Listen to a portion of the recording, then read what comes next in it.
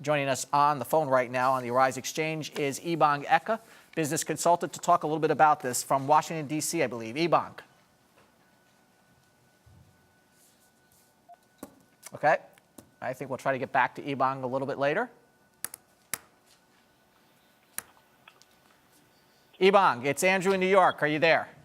I am here. I'm here. Thank you for stepping in. We've been trying to, at the last minute, I know we got you on the phone to talk about the Time Warner deal.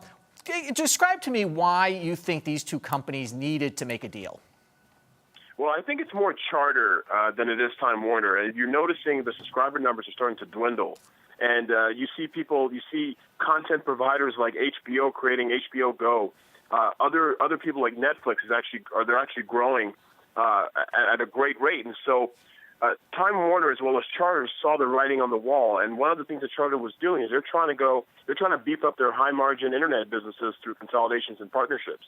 Yeah, this is really about, in some areas, avoiding or trying to counter cutting the cord, isn't it, by diversifying. And Charter, Time Warner, in fact, Charter's CEO today talked about that this would be, quote, good for consumers. And what he focused on was broadband. That's how important this deal is.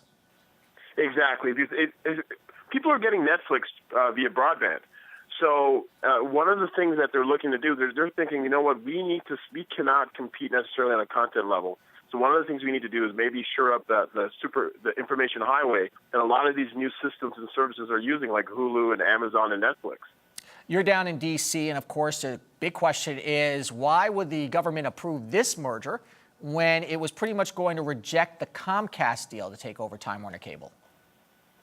Yeah, and that's something that still is kind of making us wonder. I mean, Consumer Union, the advocacy arm of the Consumer Reports magazine, said that that Time Warner had placed 16 out of 17 companies in terms of customer service, so they're doing pretty well. So we don't know if the size of the combination was the issue from a previous deal than it would be from this deal. Yeah, I'm wondering also because Comcast was very much a content creator. They own NBC.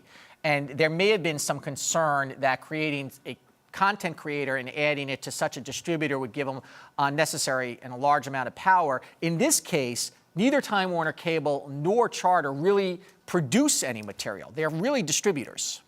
Exactly. And you hit the nail on the head when it comes to Comcast and them owning NBC and being a content creator. So it allows Netflix and Amazon again and Hulu and even HBO as an HBO Go to continue creating content and then using either Time Warner or Charter to distribute those to the customers. We can't do this story without talking about John Malone. He is a little bit of the puppet master here, isn't he? He is not the CEO of Charter, but he and Liberty Media, which he controls, owns about 25% of Charter stock. John Malone has always been considered a cable legend. He has wanted Time Warner Cable for the longest time.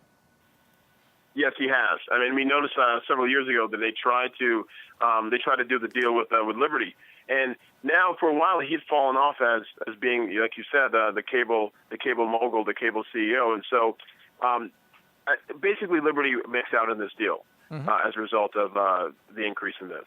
Okay, Ebong Eka, thank you for stepping in today. Appreciate your thoughts.